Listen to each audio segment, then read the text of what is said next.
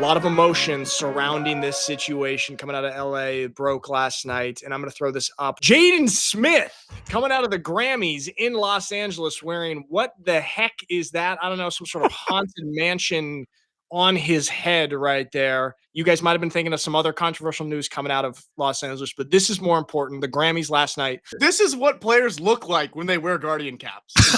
This is what they look like. Is it worth the protection? Is it worth it? Okay, the only way I can spin this is he fell on the sword for everybody to show them, hey, this isn't a great idea to put a house on your head and wear it as a hat.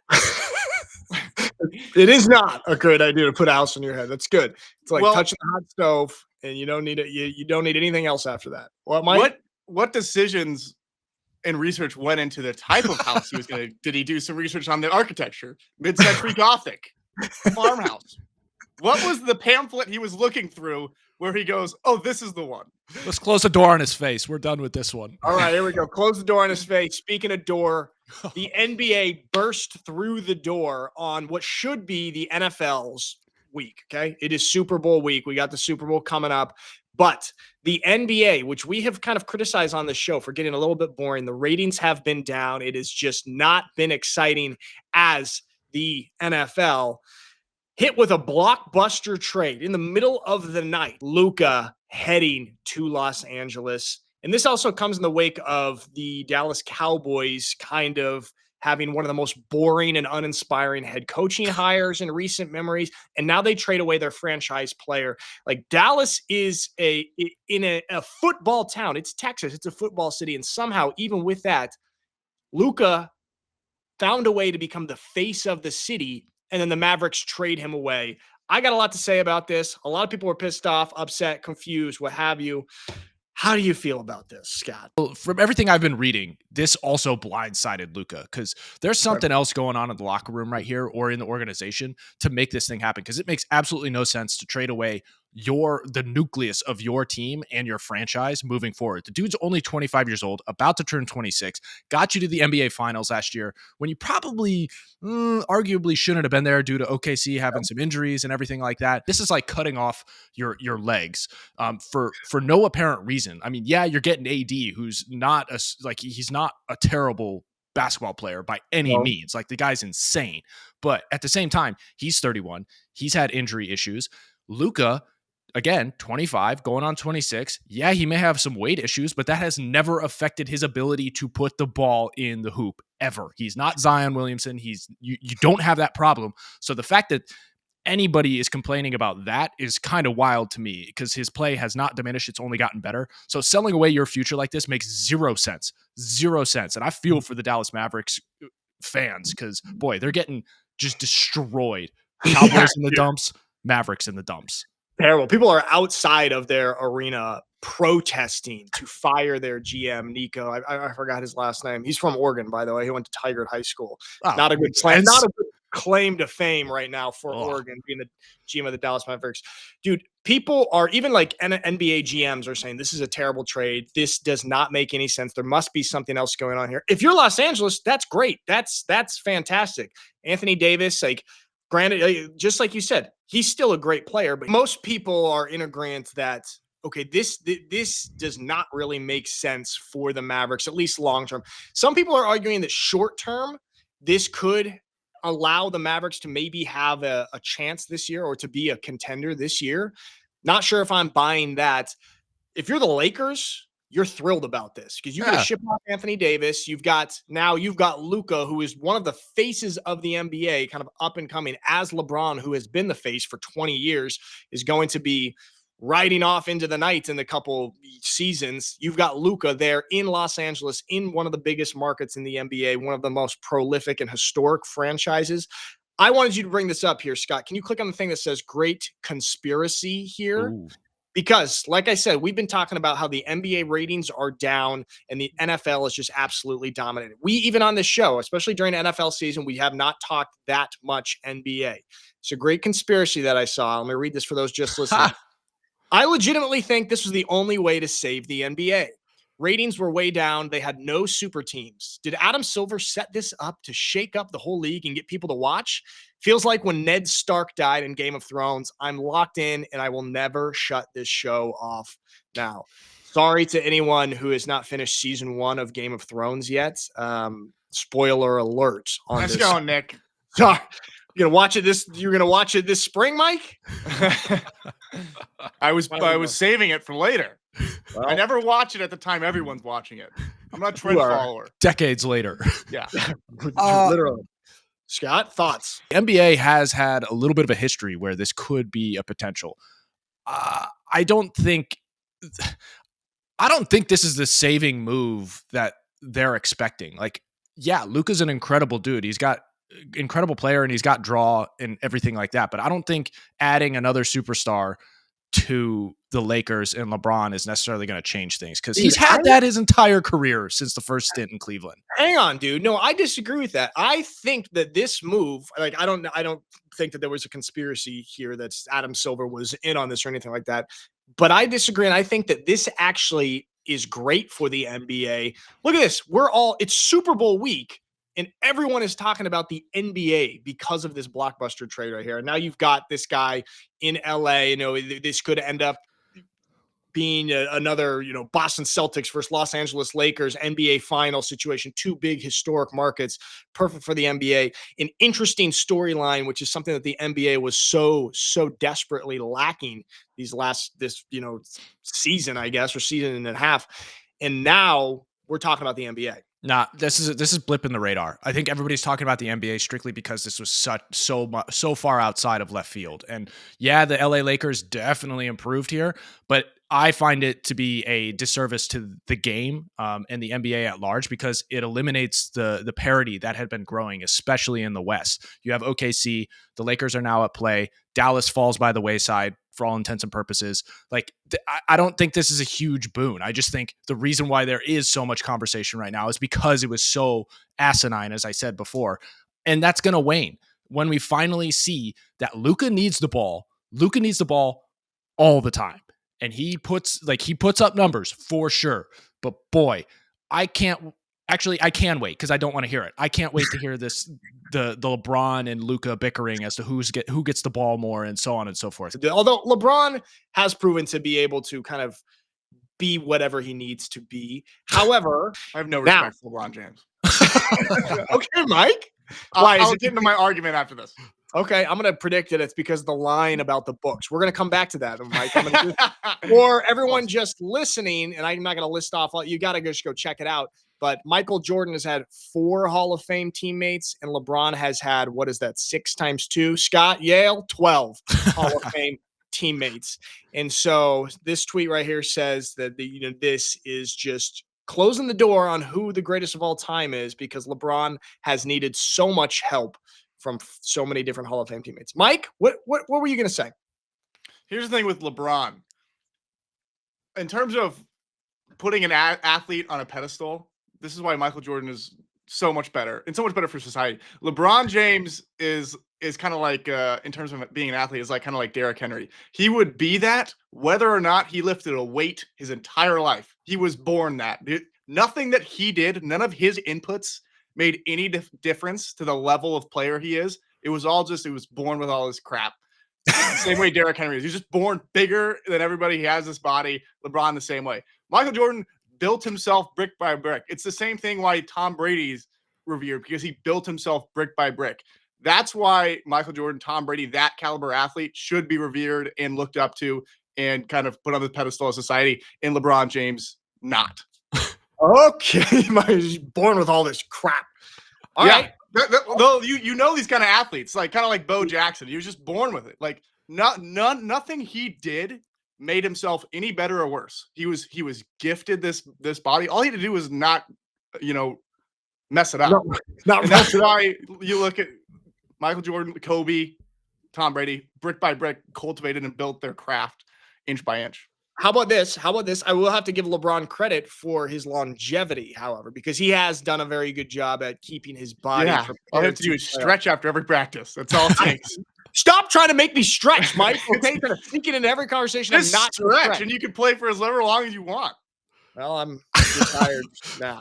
Hold on. I gotta push back a little bit, because you can't disrespect the greatness of some of those athletes, like LeBron. For how much I prefer Michael Jordan over LeBron. No, I say they are great. There's greatness. It's just they're not the caliber of athlete that should be worshipped because it's not something that you can like. It's not something to look up to, really. Yeah, I guess what you're saying is they're not the pinnacle of mental fortitude to Yes, build that's a themselves good word. up. That's what I think what you're trying to say, right? Yeah, like which is the biggest takeaway from sports. Yeah, I mean they've obviously had their own battles. Like everybody has their battles in life, right? To get to where they are. Granted, yes, they may have been blessed with being born as the block of marble that ended up being the sculptor of David and everything like that. But they had to somehow chisel that and create that in some way, shape, or form. I mean, that might be a better metaphor and analogy with or comparison with Michael Jordan. There is a bunch of work that was put into it. What frustrates me about LeBron is he's always calling for help, which is incredibly bothersome. And I think what is bothering you in terms of the mental fortitude, it's like, dude, at a certain point, put it on your shoulders and you be the man who brings that championship home. Don't go asking for a bunch of other dudes to come in and help you do that. Like that's like the beauty of the Michael Jordan killer mindset and competitive mindset that everybody grew to love, even though they couldn't emulate it because he's a psycho. But like, it was like you couldn't help but love that determination that he showed on the court each and every night. And LeBron, it just feels like he's always deflecting the blame. It's more admirable what a player like Tom Brady or Michael Jordan has done because they weren't necessarily given the one-of-one elite physical gifts, okay, that LeBron has. Granted, Michael Jordan, he is a stud, but he's not LeBron. He's not LeBron's body. Tom Brady, we've seen his body. Nothing to write home about. But the mentality is something that every single little kid can look up to and be like, you have total control of your mind and your mindset. You do not have any control or very little control of the body that you're given. Granted, you can work out, you can work on your diet, but you have complete control of your mindset. And so that is what you are pointing to is more admirable. Exactly. It's the pull yourself up by your bootstraps mentality that's emulatable and everything in life. There we go. But to finish this off, sorry to not belabor it, but I do have to say in LeBron's defense here, the Hall of Fame teammates for sure, yes, but a lot of these guys were on their last legs of their career when they came to join him. So like you got D Rose, like he wasn't the same. Melo wasn't the same. Shaq definitely wasn't. Who else? Dwight Howard. Like a bunch of these guys definitely weren't in their prime. But at the same time, they were better than the average NBA player, and they had such intelligence of the game that it would elevate their team regardless of their age and their ability on the court. So like he still had a leg up having those dudes in the locker room with him. But yeah, 13 with Luka.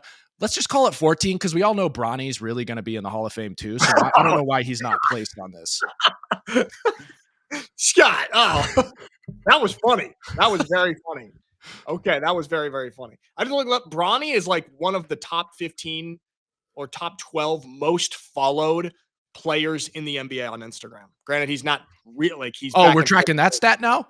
I was looking at it. I was trying to see who's the biggest social media star. Bronny, he's up there, which is ridiculous. We got breaking news. Myles Garrett, one of the only beacons of light on the Cleveland Browns, has requested a trade. For those just listening, we've got the official statements. Read it out here. As a kid dreaming of the NFL, all I focused on was the ultimate goal of winning a Super Bowl, and that goal fuels me today more than ever. My love for the community of Northeast Ohio and the incredible fan base of the Cleveland Browns has made this one of the toughest decisions of my life. These past 8 years have shaped me into the man I am today. While I've loved calling the city my home, my desire to win and compete on the biggest stages won't allow me to be complacent. The goal was never to go from Cleveland to Canton. It has always been to compete for and win a Super Bowl. With that in mind, I have requested to be traded from the Cleveland Browns. Scott, as a Cleveland Browns fan, I didn't think I could be hurt more than I already have been by this organization.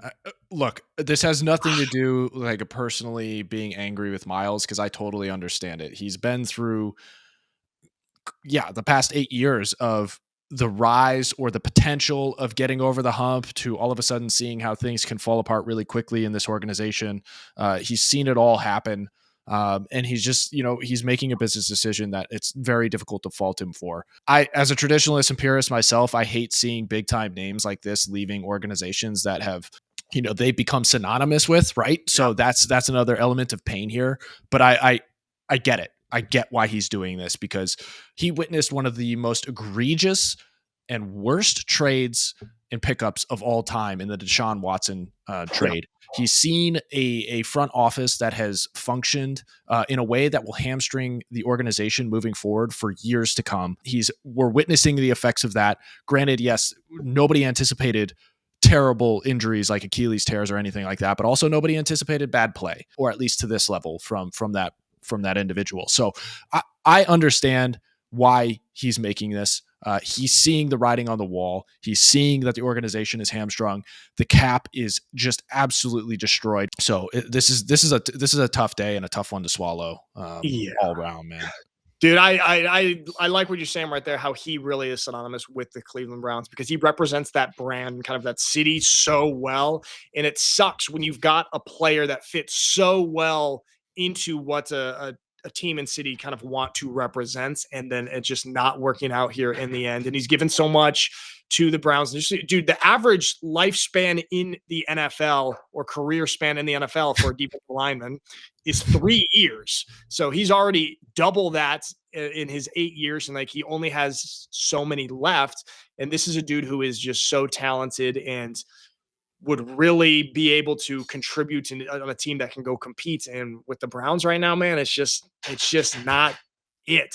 Maybe the Browns can parlay this into getting some good pieces for the future, because right now it's not the Browns' time, as we know and have seen. And maybe that this can result into getting some good trade pieces and trade capital that could have some brighter days for you guys in the future, dude. Yeah, that's always the hope. But hope has been dashed so many times that this is just a depressing moment to look at this and hear this news. Hopefully, when I wake tomorrow, the hope will be renewed and that we can figure it out.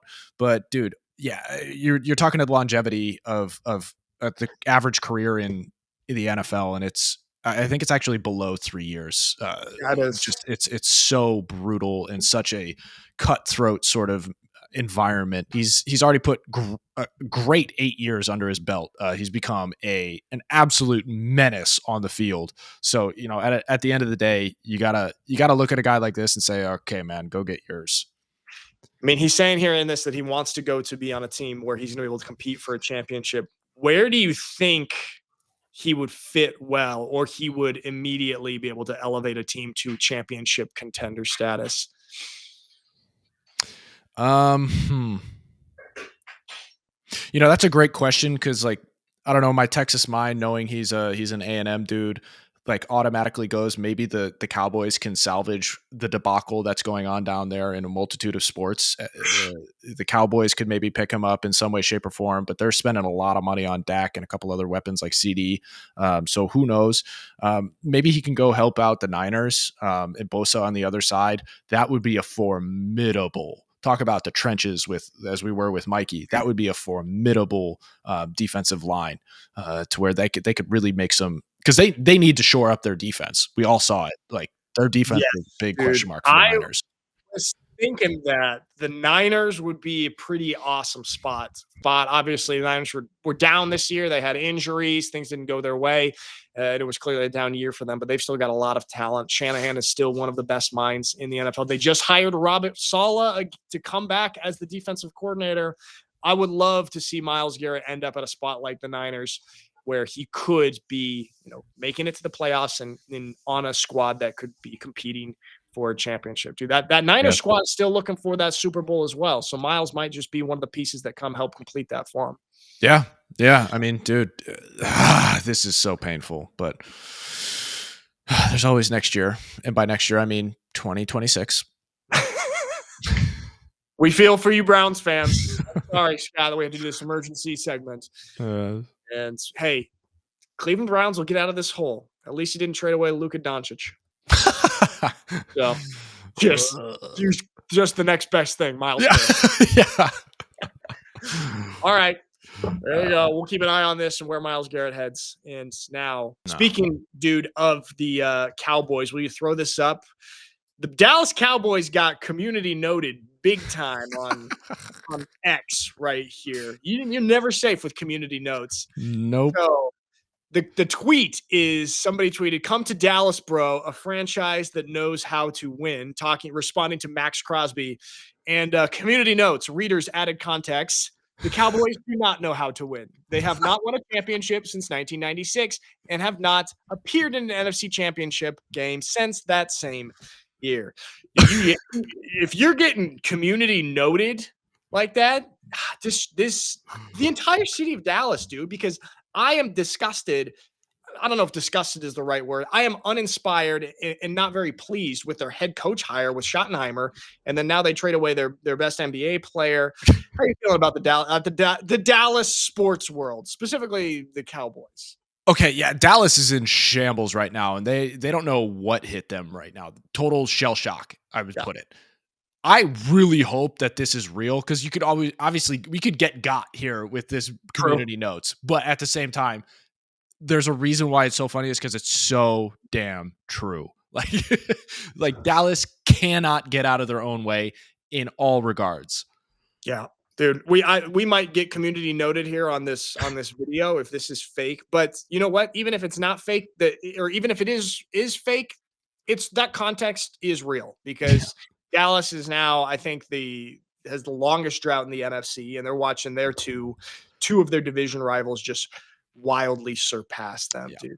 The other thing that I wanted to talk about in the NFL is the Bears and Ben Johnson, the staff that he's putting together, dude, because he is plucking guys. He's plucked a bunch of coaches from the Lions, and he's kind of putting together an all-star coaching staff. And Calvin Johnson, Megatron, dude, is going to be the assistant wide receiver coach. Scott just threw this up for those just listening. It's the coaching staff tracker of the Bears. Thoughts on this, dude? Like the Lions are just getting plucked, dude. They're just vultured. Decimated, dude. It's like I have to give it to Ben Johnson because we were talking about this, last week or the week before when it was announced. Big question marks as to whether or not the Bears could actually do this because they've been in such turmoil for so long that I just didn't have the trust in the organization. But I guess if you get the right guy at the helm, I mean, you can make it happen. I'm wildly surprised that he was able to pluck Antoine Randall. The Bears have won the offseason. Let's just put it that way. And the season isn't even over, but they've won the coaching carousel offseason is how I would put it. Yeah, dude. And also getting Eric Bieniemy, who was with the Chiefs, like he's now going to be their running back coach. And they have got this. This is kind of reminding me. I mean, I know it's because a lot of these guys were literally with the Lions in the previous years, but it's reminding me of that level of coaching staff right there.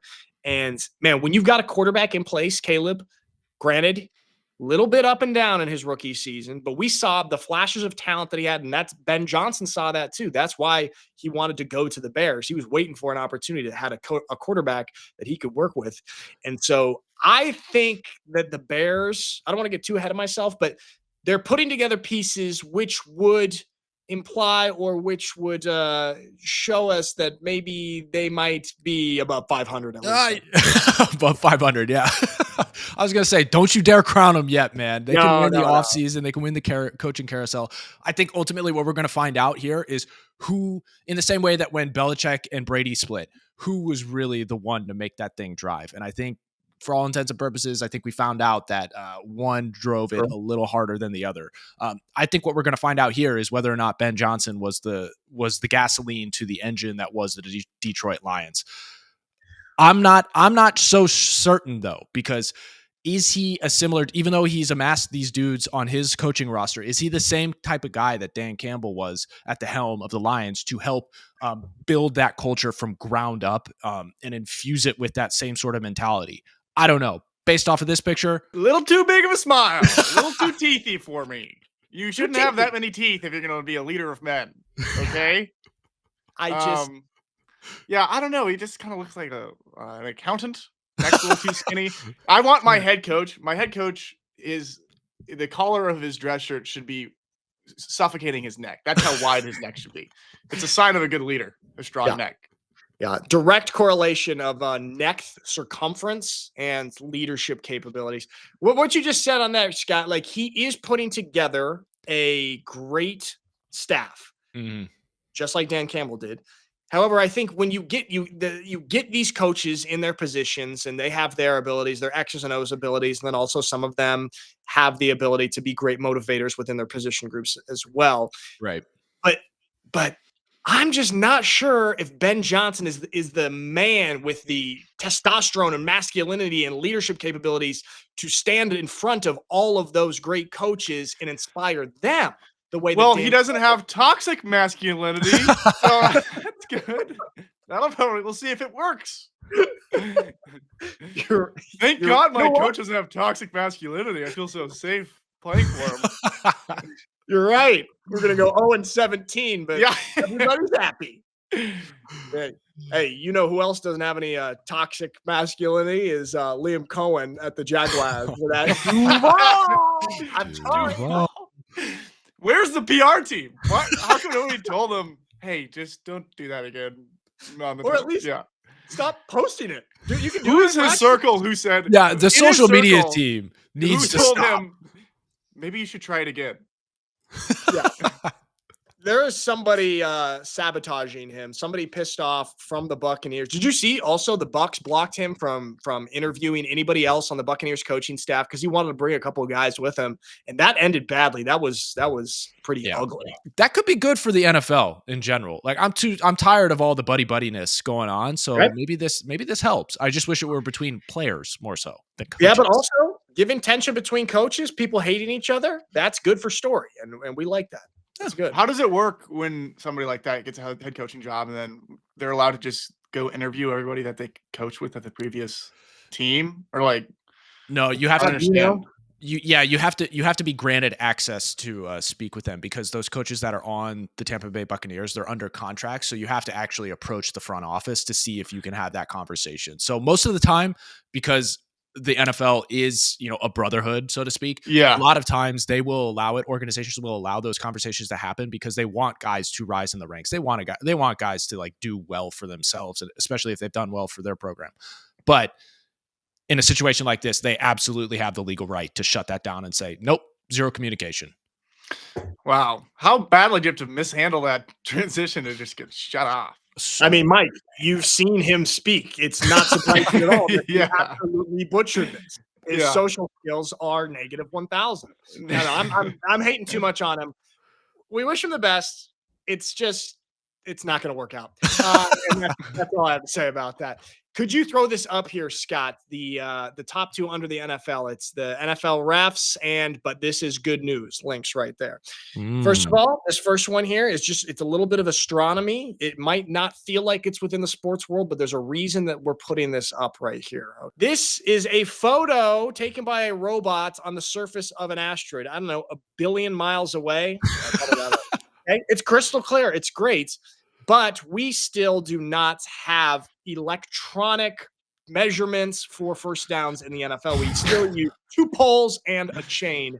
Seems like we could adopt some more technology. But then, Scott, if you throw up that next one right there, apparently the NFL is now discussing that they will consider measuring first downs electronically during the 2025 season. Apparently, anytime the Bills lose to the Chiefs in any sort of heartbreaking fashion, the NFL needs to make a new rule, just like they did with the overtime rules a couple of years ago. And now they're going to do these.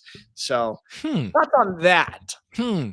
I think there's a little bit of admission here going on that they'll consider it now. I don't think it's because it got so loud. I think they realize, oh, wait, we made a wrong decision, but we cannot say that because we'll lose integrity or we'll lose whatever it is, trust in the fans. Yeah, thank you. Apparently, this is not an admission of guilt. Okay, just the fact that they're saying they'll consider this. This is not an admission of guilt. Apparently, so you're just saying it's a coincidence that it's coming off the heels of very heated. Maybe we should do it now. Totally unrelated. What makes you say that? No reason. Totally unrelated. Okay. Because apparently they watched every which angle. There was no proof at all or definitive proof that Josh Allen got that first down on that one. But the fact that it became such a big conversation, that is probably why they are considering it. They're not admitting that they messed up on that, but that people lost a lot of trust in the NFL in that situation because it was so close and so ambiguous and people really couldn't tell. That's why. Yeah, no, I choose to read between the lines. This is admission. It'll be okay next year, guys. We'll get it figured out next year. That's what it is. Okay. Well, Scott, you know what? Jamie's gonna be mad at you again. Oh man. Okay. Last thing right here. Speaking of the NFL officials, will you throw this up that I've just highlighted? Do this to Mahomes, and you'll be put on death row. We got a little bit of, throw it up. Just a little bit. This is a big hit here. This is what the NFL used to be like. Check this out. That's a nice pop right there. Clean hit, eyes up, chest up, right into the sternum. Look, good pop right there. Clean ball. That's clean ball. Did our guy number 7 here? Did he wallow around on the ground as though he were just like sniped from 50 yards away or something like that? No, he got up right away after taking a hit like that and just kept skating, dude. Threw the gloves off and got ready. I don't understand how hockey players play that sport without anything protecting their mouth and nose area. Imagine going into a hit without a face mask. It's terrifying. Yeah, no, it's not, dude. That's what I'm saying. You got to get on the rugby pitch, and then you'll realize it's not that bad. You won't use your face when you go into hit. You won't hit anybody. Every time Scott finds a way to put in rugby, and all of a sudden, when we're talking about rugby, it's not called a field; it's called a pitch. It is a pitch. What's so cool about hockey is the lead up to the fights where they both know they're in a fight and they're just slowly taking their gloves off and getting prepared, and no one does anything; they just let it happen. I think that's awesome. Talk about toxic masculinity. All right. So those are the type of hits we like to see. Good, clean hits. Just don't do it to Mahomes or the referees will punish you greatly. All right. Scott, wanted to pivot a little bit to college football because the national champions, Ohio State Buckeyes, some news coming out of there. They have lost. We saw last week that they lost Jim Knowles, their DC, to Penn State. And it was announced here that the Raiders are signing Chip Kelly to be their offensive coordinator. He's going to be under Pete Carrol for an average yearly salary, $6 million a year. I believe this is going to make him. Like, I know why. Why did they do this to him? Who did that? They just threw him under the bus. I mean, look, he's not a great-looking guy, but surely there's a better image out there. Poor Chip Kelly. That's like Mike Wazowski. Oh, poor Chip. That is pretty brutal. Who did this? On3 picked the most unappealing picture of Chip Kelly. I mean, at least he knows that he's just a football genius and he's going to be making $6 million a year. But I do think that this makes him the highest paid coordinator or offensive coordinator in the NFL. But I don't know if it's worth it if you're going to be portrayed like this in the media. There was definitely an Ohio State fan who was working for On3 that did this to him. So angry. Yeah. His agent better have a word with this media outlet right now. But well, first of all, then what do you think about this Ohio State losing their two coordinators? Also, Ohio State, I learned they were the only NCAA school last year to be paying both offense and defensive coordinators over $2 million. So they were shelling out a lot for rosters. Granted, they weren't the only team shelling out a lot for rosters. A lot of teams were, but they were shelling a lot for their coordinators. Thoughts? Yeah, I think it's getting to that point in college ball. It's definitely getting to that point in the NFL where you have to start paying coordinators high dollars to keep them in the system. For Ohio State, look, they've had such an incredible history of being able to backfill one talent across the board, specifically though at the skill positions on offense. And then two, like they've done a really good job, especially after the Urban Meyer exit, filling in with Ryan Day, regardless of how much flack he's received over the years up until him winning the national championship this last year. They've done a great job at filling the ranks of coaching and getting high quality guys because they've turned into like somewhat of an Alabama when Nick Saban was there for like coach rehabilitation center. I'm not too concerned about them, but it is a little bit questionable when you have such a sea change of losing both coordinators. It's the same situation for them, like the Detroit Lions. Like, wonder how they're going to be able to fill those up. But that's the thing. There is a little bit of a difference between a Dan Campbell and a Ryan Day. Let's be honest. Yeah. What? You don't think those guys have the same aura and charisma? No, did you see him doing the late night rounds and swinging in the batter's cage? I mean, he's on a great tour right now, and he's earned it. But speaking of which, will you throw up this that I just highlighted? How do you think Ryan Day handled this? Because Ryan Day got, let's call it, punked or pranked. Go Blue, baby. 4-0. 4-0. Let's go Blue, baby. Woo! That was pretty Ryan Day. Extend them. Extend them. That was pretty ballsy. The kid right there. For those who are just Funny listening, guy. It was a kid going in there asking Ryan Day for a selfie, pretending to be a fan, and then when he lined up to take the picture, he talked about his loss to Michigan. There. How do you think Ryan Day handled this, Scott? This situation, I think he handled it as well as you possibly could have. Like, if it were Lou Holtz, I think Ryan Day would have thrown hands and knocked him out, but it was a younger kid and he just walked away. So he's growing. He's growing in that respect. Yeah, way to go, Ryan Day. No, dude, I don't even want to hate on Ryan Day too much because I love, like, I know we kind of poke fun because, we wanted Notre Dame to win a national championship, but he is actually seems like a pretty good guy. He went through some adversity as a child and he does a lot of good work for mental health stuff, and he does seem to have a really good relationship with the players that he has. With that being said, we do wish that he lost the national championship. But with that also being said, Ohio State should extend them, and there shouldn't even be a conversation about him ever losing his job again. It's so crazy there, dude. Like when you lose to Michigan, that's like all that matters. There's still people, even though they won the national championship, are pissed off and feel like it's tainted because they lost to Michigan in the regular season.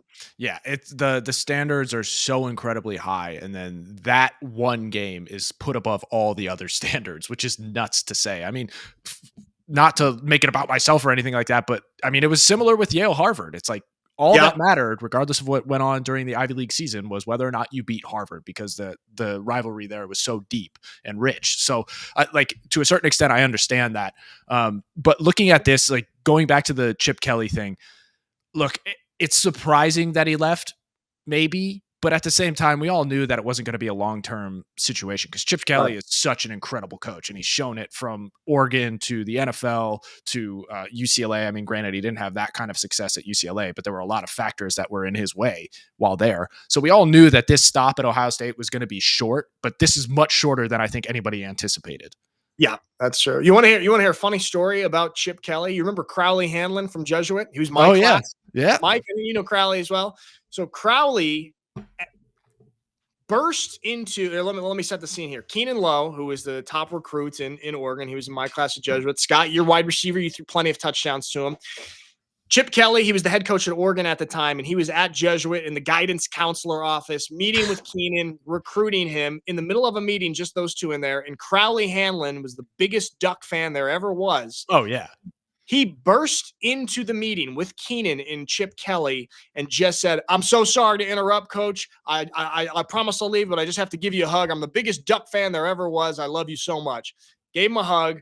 Turns out Chip Kelly really, really liked that initiative. He liked his vibe, whatever it was. Crowley ended up going to the University of Oregon. Chip hired him on, and he worked with the football team, and he parlayed that and kind of worked his way up, and now works for the San Francisco 49ers and is a scout in the NFL. And it all started with him just bursting into the room and interrupting the meeting.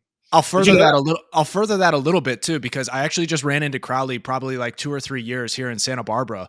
I was with Emily going to a bar, and we ran into each other, and I didn't know, like, I followed his pathway and everything. And then he went to the Eagles and everything, and is now at the Niners, but he actually knows my uncle because my uncle was with the Niners for a while too. And has been in the NFL. So it was just funny to like run into him and then connect with him on that level too. It's just like, dude, small world.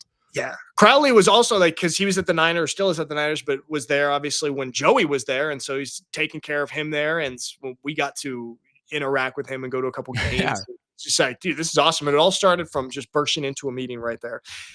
Wanted to ask, though, going back to Chip Kelly, do you think that is going to work in Vegas with the Raiders under Pete Carrol? We got two former Pac-10, Pac-12, whatever you want to call it, head coaches, with Pete Carrol from SC and Chip Kelly from Oregon.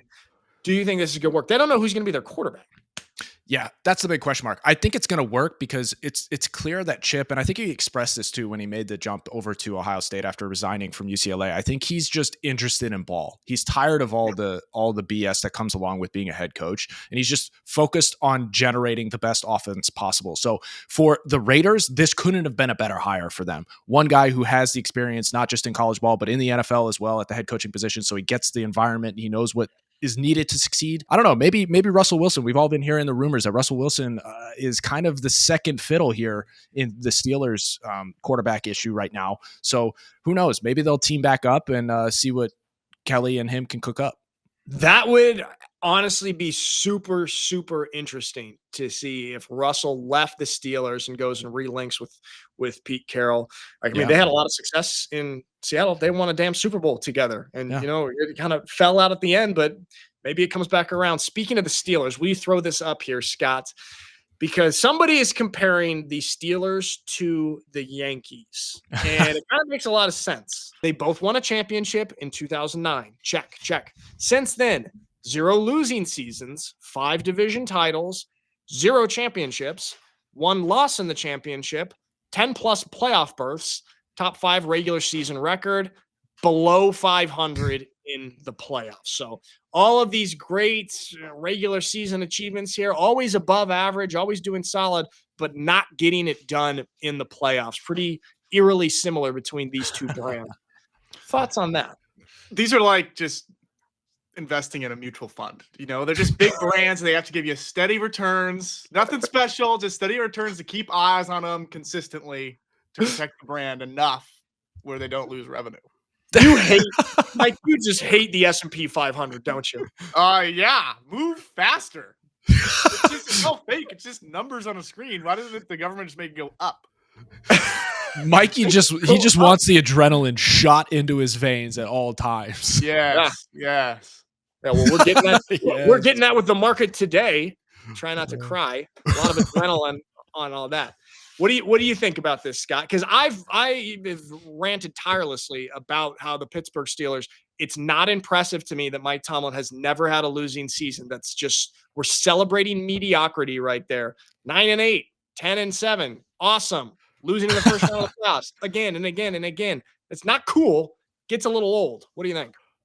Yeah, it's getting a little long in the tooth. I think the past 2 years have really started to it started to wane, especially in the Steelers fandom. They're getting frustrated. I'm pretty sure that the Steelers are the cheapest team on offense. They spend the most amount of money in the NFL on their defense, and they spend the least or one of the least on their offense. Sounds about right. Yeah. It's very on brand for the Steelers. I mean, and I wonder if they're ever going to change that identity, because that's a conscious choice right there. Like where you choose to spend your money and where you choose to have like your highest level and highest paid players. That's something you have total control over. And it's very much a plan that you lay out. I wonder if they're ever going to change that, because that's so deep ingrained to them. Like, we are a defensive football team, but dude, the league is shifting to offense, has shifted to offense. What would you guys do? How would you guys spend in terms of the split? I would spend 80% of my money on special teams, kicker, long snapper. That's a good question. That's an interesting really good question. Here's what how would you do it? All right. Because I asked the question so I could talk. Good. I'd put all my money into offensive and defensive line, and then quarterback. Everything else is revolving deal, irreplaceable. Yep. Skill level players are all about the same. Anyone can throw with time. Any running back can run if there's holes. Defensive line, pressure on the quarterback. I think that's where you put all the money. I like that. I would love to see if an NFL team, how this would work out if you just put big money into the O-line and then you just have rookie contract wide receivers and weapon positions for $600,000 a year, whatever. That's basically free. I think that's the money ball approach for the NFL. Yeah, absolutely. The only caveat to that is I'd say I'd want to spend a good chunk of change on DBs, specifically corners. Like the skill set there, while it may be incredible across the board, if you find a dude at corner position that's locked down and can handle that stuff, he's a game changer to a certain respect, because like you can shut down those other top-notch receivers in the league. But all in all, I would agree with you. invest in the trenches first and foremost. Like that is so vital and so overlooked in the game. And then even if you do end up with a quarterback who's, a rookie and just trying to learn the ropes, he's going to be protected so that the game will come to him much more slowly, and his development or his potential for developing faster is going to be through the roof if you have him protected with a solid offensive line. So I think that's like the best investment you can make, especially for young quarterbacks. Yeah. I mean, I would there's an argument to be made that offensive linemen should be the highest paid players in football. All right, maybe besides quarterback, you go quarterback and then offensive line right there. But going back to that though, Scott, I think that sometimes having a great corner can be kind of like a throwaway investment because they're out there on the perimeter, and yeah, they can shut down a wide receiver. But like you look at someone like a team like the Jets, they've got Sauce Gardner, who's one of the best corners in the league. It's like, it doesn't even really matter. Yeah, I would say the caveat to that though is if we're investing in the trenches, that means the defensive line as well, which will inevitably be able to put pressure on the opposing quarterback, which would put him in precarious situations to throw the ball. And that's when you need that corner to make the real plays, because then he could get those turnovers and increase that differential for your team, which is only a bonus. Okay, I accept your distribution of wealth here. Your redistribution of wealth. Is that what you wanted to call it? Is that what you were saying? Is that what you were saying? Last thing before we go, I wanted to hit on this. We're speaking of wide receivers. Tyreek Hill and U.S. sprinter Noah Lyles, who had a solid showing at the Paris Olympics this summer. They have a little back and forth going on. Tyreek Hill. So Noah Lyles, he won the 60-meter final at the New Balance Indoor Grand Prix, one of the best Grand Prix. And Tyreek Hill tweeted, "Get a load of this guy," because there's the photo that Noah Lyles held up. Piece of paper said Tyreek could never, and he was photographed this. So they've got a little beef back and forth on who is faster. Kind of ridiculous in my opinion, because I think that track speed is just way different than football speed. What are you guys' thoughts on this? I think, track speed is different than football speed just because they're training it year round. You take a football guy who has probably more or less the same amount of natural talent and put him in track training for a year, he'll have track speed. It's because track speed, $100, it's just so technical that, if you have the talent, you could train that. Yeah, that's true. I think Tyreek, if you took Tyreek and he just committed to being a sprinter, he'd be at that level. Yeah, I was gonna say, do you think that he could actually? I wonder, what did he run? What's his 40? Did you pull that up, Mike? What Tyreek's 40 was like at the combine? Fast. But like you look at some of these sprinters, their 40. Granted, it's like a split when they're running a 100 meter, but 4.29. All right, solid. Okay, that's fine. Solid.